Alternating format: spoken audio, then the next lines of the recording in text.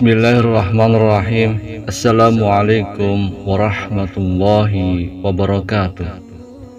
Syukur alhamdulillah kita bisa berjumpa lagi di channel ini. Salawat dan salam selalu dan tetap tercurahkan kepada junjungan kita Nabi besar Muhammad sallallahu alaihi wasallam. Allahumma sholli ala sayyidina Muhammad wa ala ali sayyidina Muhammad. Harapan dan doa saya semoga sahabatku semuanya selalu diberikan kesehatan, diampuni dosa-dosanya, dan dilapangkan rezekinya. Amin ya rabbal alamin. Sahabat beriman yang dirahmati Allah subhanahu wa ta'ala, sholat merupakan ibadah pokok seorang muslim. Seluruh ulama sepakat bahwa amalan yang pertama kali dihisab adalah sholat. Jika baik sholatnya, maka baik pula seluruh amalannya. Namun, jika buruk sholatnya, maka buruk pula amalannya. Untuk itu, kita perlu total dalam melaksanakan sholat agar pahala sholat menjadi sempurna, baik saat sholat wajib maupun sholat sunnah. Selain harus khusyuk dan menghayati bacaan sholat, kita juga wajib memperhatikan pakaian yang digunakan saat sholat. Jangan sampai kita berpakaian asal-asalan saat menghadap Allah subhanahu wa ta'ala. Berikut 7 kesalahan memakai pakaian saat sholat yang perlu dihindari seorang muslim. Yang pertama adalah busana yang penuh gambar. Dari Aisyah radhiyallahu anha, ia berkata, Rasulullah Shallallahu Alaihi Wasallam mengerjakan sholat dengan mengenakan khamisah, jenis baju yang terbuat dari bulu yang ada gambarnya. Ketika telah mengerjakan sholat, beliau bersabda, "Pergilah kalian kepada Abu Jam ibnu Husaifah dengan khamisah ini, dan bawalah kepadanya anbijaniyah, jenis baju yang tebal dan kasar, karena sesungguhnya khamisah tadi telah mengganggu konsentrasiku ketika sholat." Hadis riwayat Bukhari dalam kitab As-Shalah, Muslim dalam kitab Al-Masajid wal Wamadi As-Shalah, An-Nasa'i dalam kitab As-Shalah, Ibnu Majah dalam kitab Al-Libas, Malik dalam Al-Muwatta, serta Al-Baihaqi dalam Al-Sunan Al-Kubra. Dari Anas radhiyallahu anhu, dia berkata, dulu Aisyah memiliki kain tipis yang bergambar yang dibuat tutup atau tabir di samping rumahnya.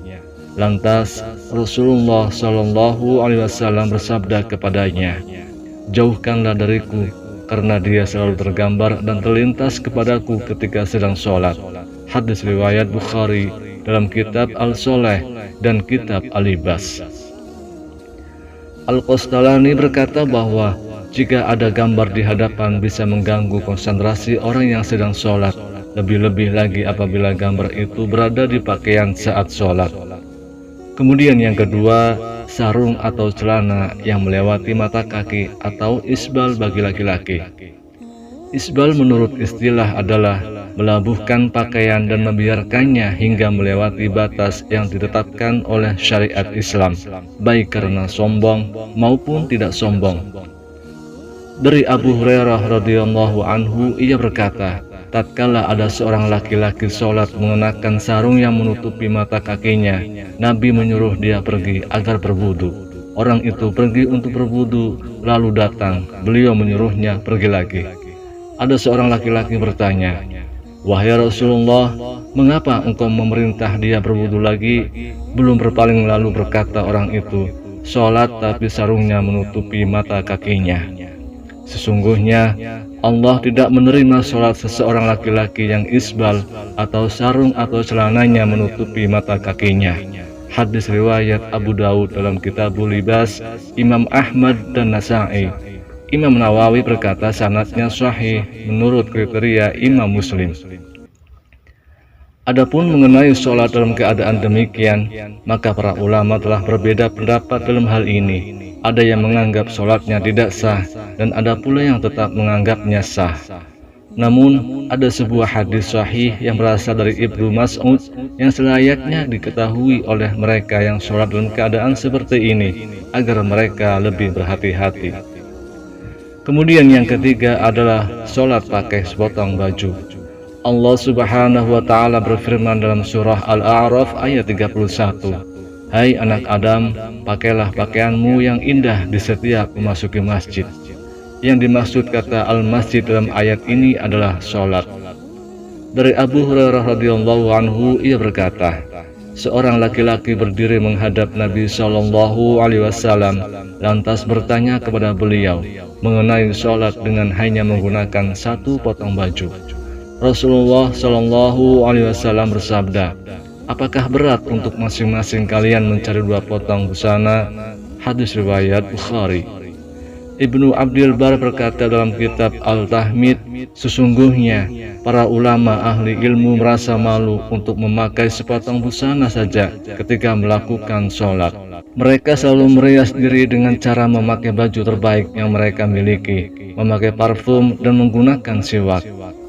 Kemudian yang keempat adalah kemeja atau pakaian-pakaian pendek sehingga tersingkap sewaktu sholat. Di samping memakai celana yang ketat, tidak sedikit dari kaum pria saat ini yang juga mengenakan kemeja atau kemeja pendek ketika sholat. Pada saat ruku ataupun sujud, kemeja yang semula menutup celana terangkat ke atas karena terlalu pendek. Pada waktu itulah, punggung dan sebagian anggota auratnya terlihat.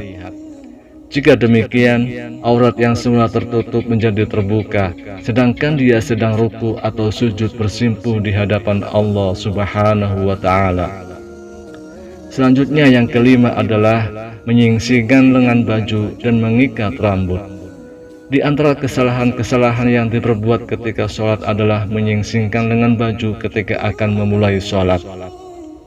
Dari Ibnu Abbas radhiyallahu anhu, ia berkata bahwa Rasulullah Shallallahu Alaihi Wasallam bersabda, "Aku diperintahkan untuk sujud di atas 7 anggota badan dan dilarang menjadikan satu baju atau menyingsingkannya dan rambut atau menjalinnya."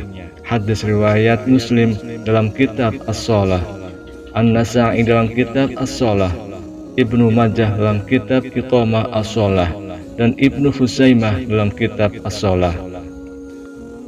Kemudian yang keenam adalah kedua bahu terbuka.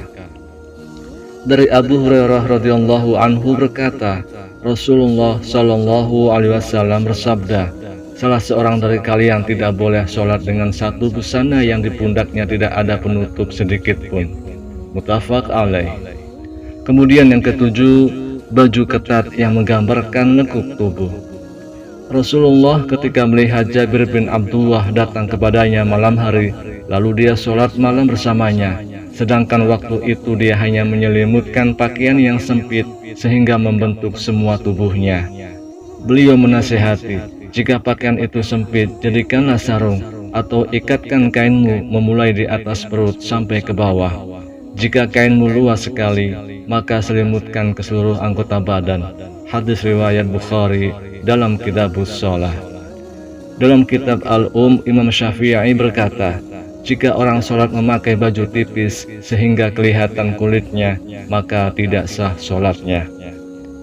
Syekh Albani berkata bahwa celana ketat itu mendatangkan 2 macam musibah. Musibah pertama adalah bahwa orang yang memakainya menyerupai orang-orang kafir, sedangkan kaum muslim yang memakai celana akan tetapi model celana yang lebar dan longgar. Umat Islam baru mengenal celana ketat setelah mereka dijajah bangsa Eropa. Pengaruh buruk itulah yang diwariskan oleh kaum penjajah kepada umat Islam. Musibah kedua adalah celana ketat menyebabkan bentuk aurat terlihat dengan jelas. Memang benar bahwa aurat pria adalah anggota badan antara pusar dan lutut. Namun, seorang hamba yang sedang melakukan sholat dituntut untuk berbuat lebih dari ketentuan yang telah ditetapkan oleh syariat. Tidak pantas dia melakukan maksiat kepada Allah ketika sedang sujud bersimpuh di hadapannya. Ketika dia mengenakan celana ketat, maka 2 pantatnya akan berbentuk dengan jelas. Bahkan lebih dari itu, bagian tubuh yang membelah keduanya juga terlihat nyata. Komite Tetap Pembahasan Masalah Ilmiah dan Fatwa Saudi Arabia semacam MUI di Indonesia menjawab pertanyaan mengenai hukum Islam tentang sholat memakai celana. Jawaban yang dirumuskan adalah sebagai berikut. Jika pakaian tersebut tidak menyebabkan aurat terbentuk dengan jelas karena modelnya longgar dan tidak bersifat transparan, sehingga anggota aurat tidak bisa terlihat dari arah belakang, maka boleh dipakai ketika sholat. Namun, apabila busana itu terbuat dari bahan yang tipis sehingga memungkinkan aurat yang memakai dilihat dari belakang, maka sholat yang dikerjakan batal hukumnya. Jika sifat busana yang dipakai hanya mempertajam atau memperjelas bentuk aurat saja, maka makruh mengenakan busana tersebut ketika sholat, terkecuali jika tidak ada busana lain yang dapat dikenakan. Wallahu a'lam bishawab. Demikian yang bisa saya bagikan, semoga bermanfaat untuk kita semua. Amin ya rabbal alamin. Mohon maaf atas segala kesalahan. Assalamualaikum warahmatullahi wabarakatuh.